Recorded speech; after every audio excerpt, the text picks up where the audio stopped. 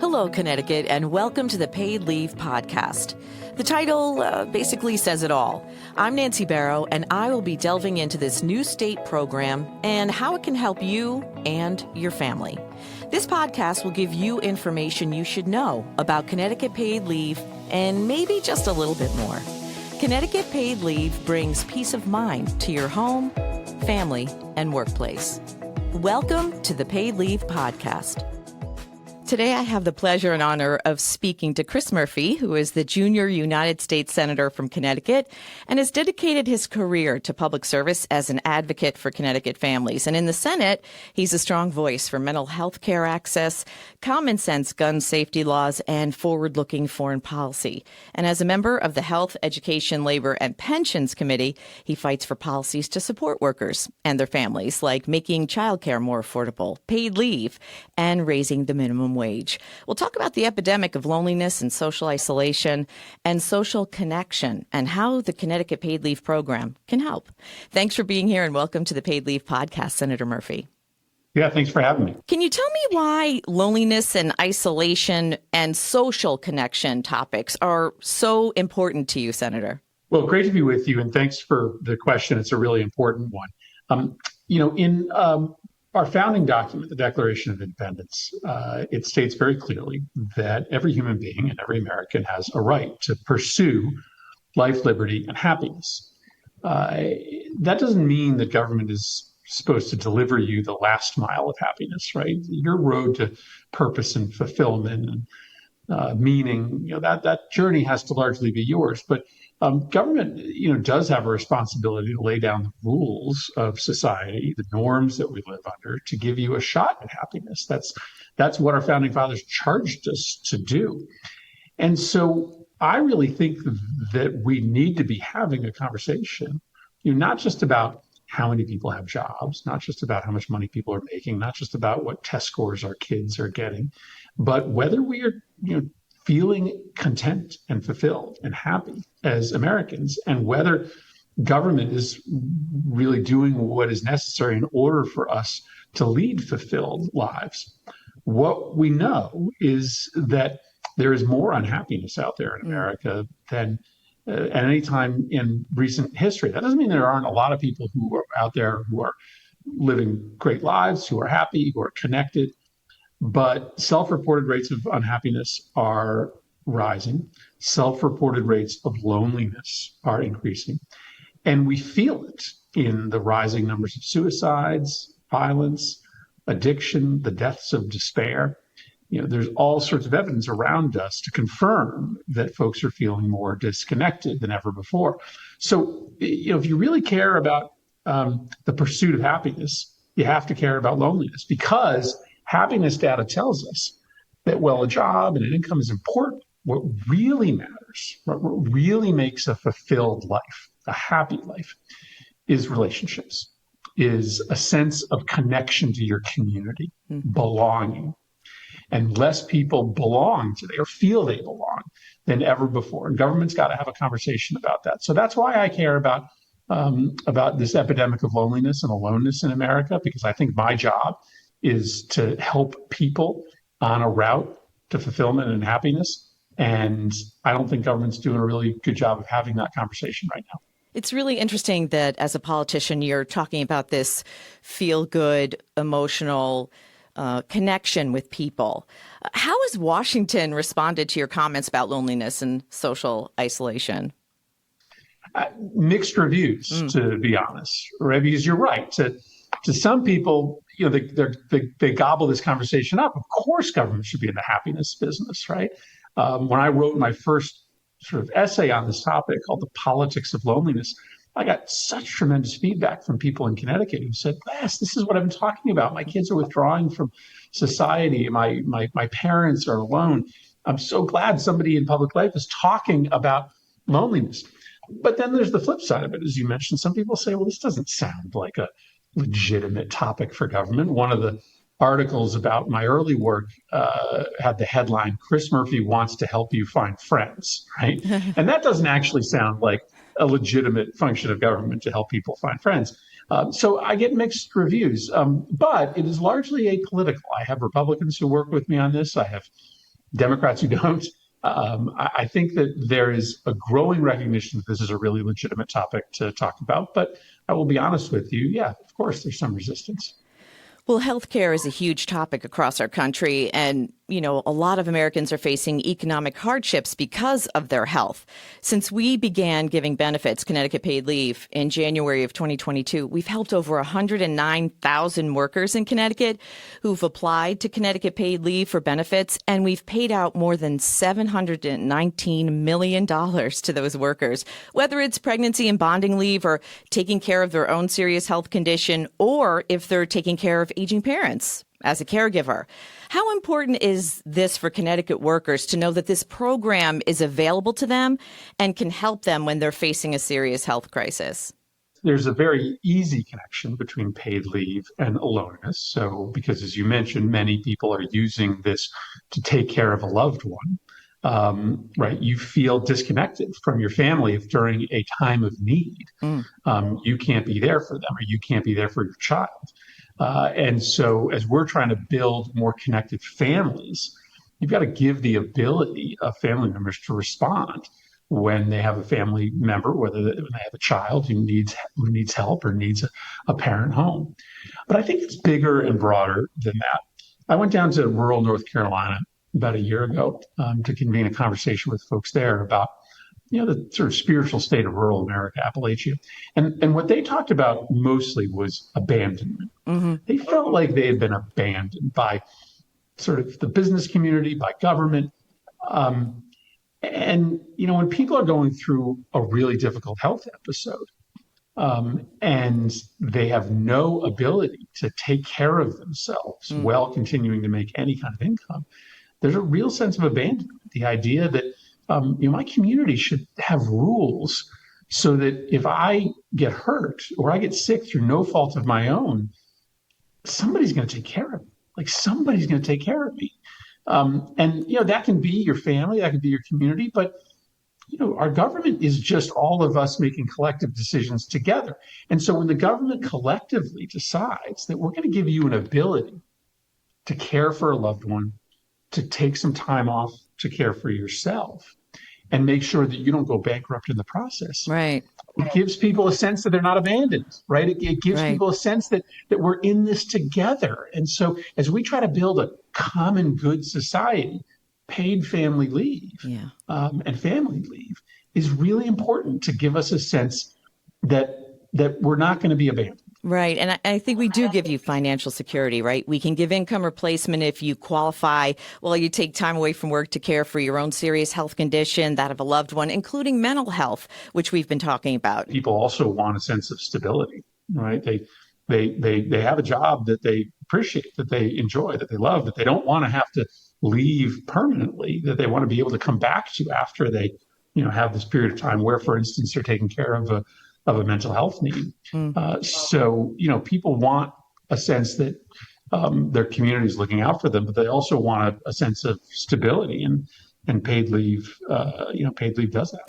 Yeah, our governor says that Connecticut is a family-friendly state. He's mentioned this numerous times, and their family-friendly policies like Connecticut paid leave. Our definition of family is inclusive. It's not just related by blood, but it's related by affinity. So if you're sick and you aren't married, but you live with a partner who's like your spouse, or even if you're single and you're sick and you have a best friend who's more like family, they can get up to 12 weeks of income replacement. How important is that expanded family definition?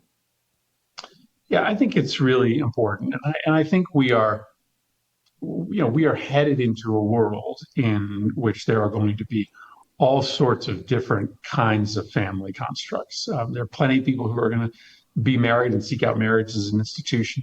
There are going to be plenty of nuclear families. The data certainly tells you that when kids have two parents, they do very well. But there's going to be all sorts of different kinds of families. I think Connecticut is really smart to understand that.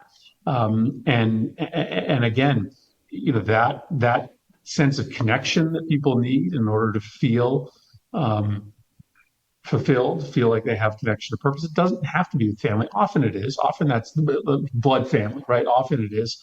But really strong friend groups, really strong neighborhood groups. They can give you that same sense of community, and it's important that Connecticut's leave policy recognizes that. I'm not sure if you saw the article with UConn men's basketball coach Dan Hurley talking honestly and very openly about his mental health challenges through college. And even after winning the first NCAA men's title, he said he had panic attacks and went into an emotional valley. And he said he thinks by talking about mental health, it will help remove the stigma about mental health in athletics.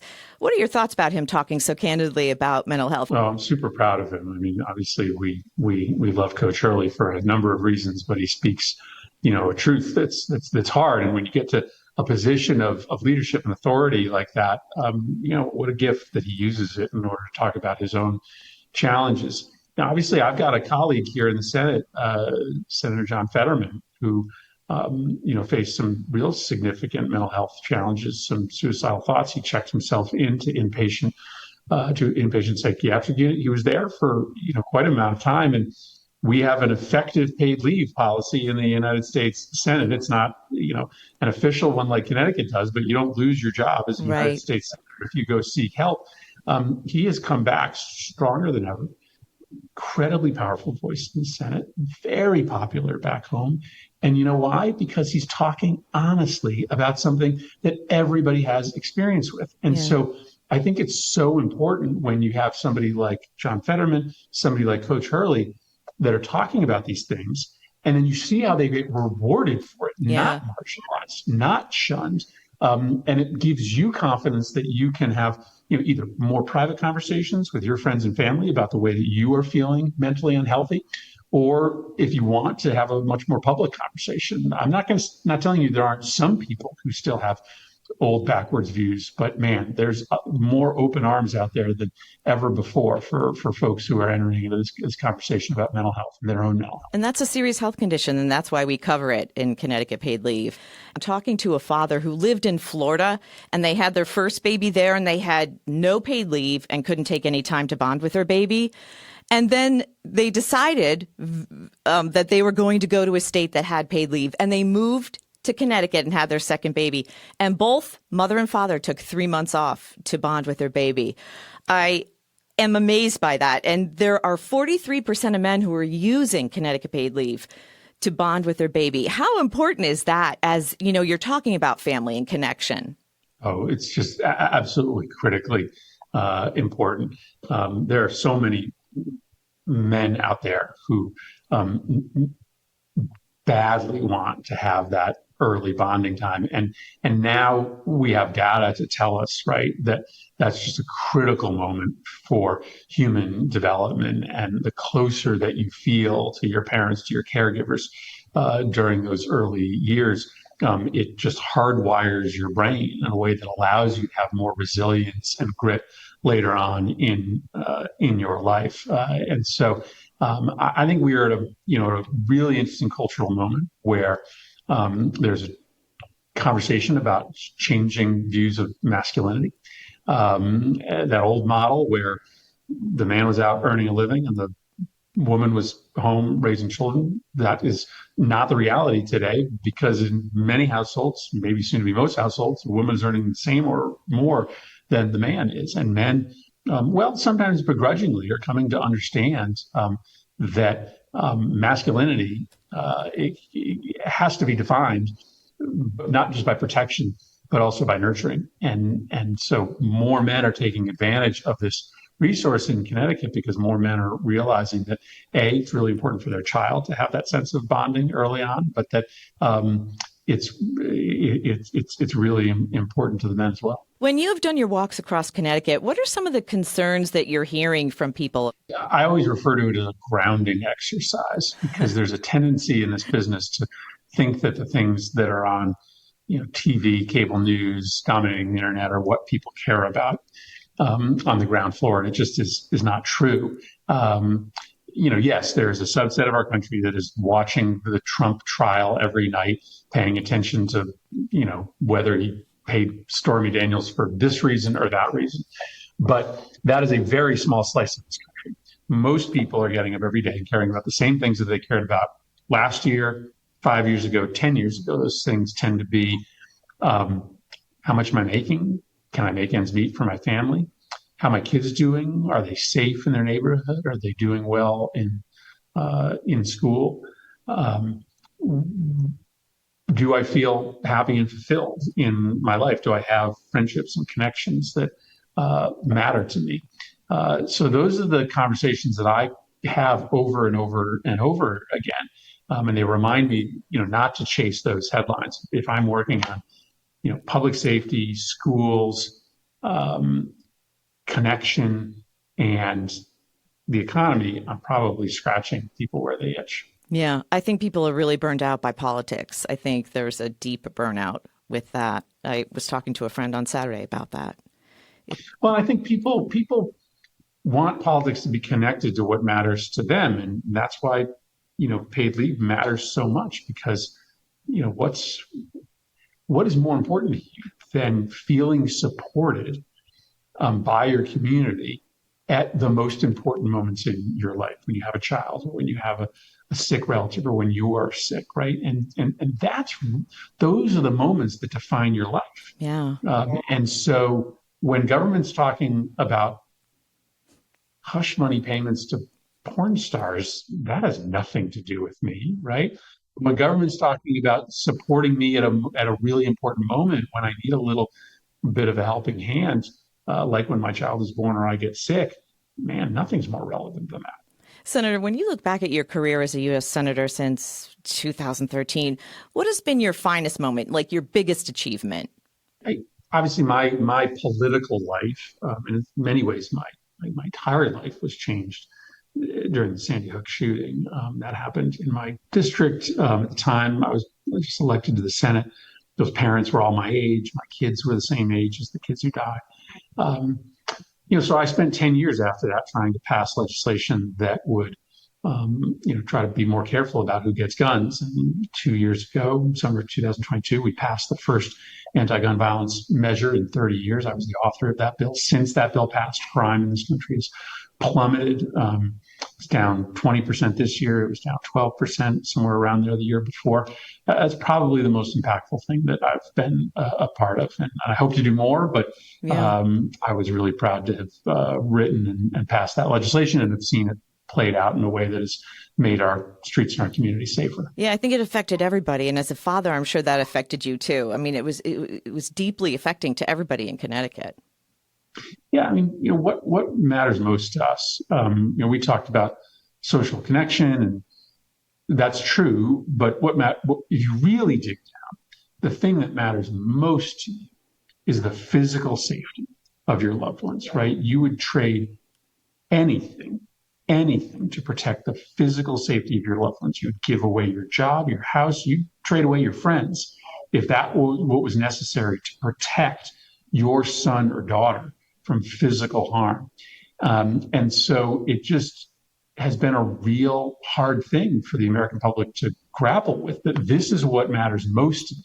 But my government doesn't seem to care about it that much. That finally started to change 2 years ago, and I'm glad for it. Yeah, and I think mental health was at the issue then. It's still an issue now, and I'm glad you're talking about it, and I think it's really important. And thank you for all you do in Washington. And who knows, maybe we'll see you walking across Connecticut this summer, Senator. I'll be out there. Thanks a lot. Thanks for having me, and thanks for all the work that you do to tell people about how important paid leave this program is. As you mentioned, it's helped so many people in Connecticut already. Grateful for the work that you do to make sure that as many people as possible can access this often life-changing benefit that Connecticut has led on. It's a really important conversation. Thanks for letting me be a part of it. Chris Murphy, thank you so much for being on the Paid Leave podcast. It was a pleasure talking with you. Thanks. For more information or to apply for benefits, go to ctpaidleave.org. This has been another edition of the Paid Leave podcast.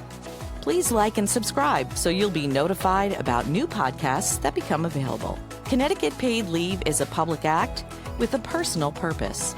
I'm Nancy Barrow, and thanks for listening.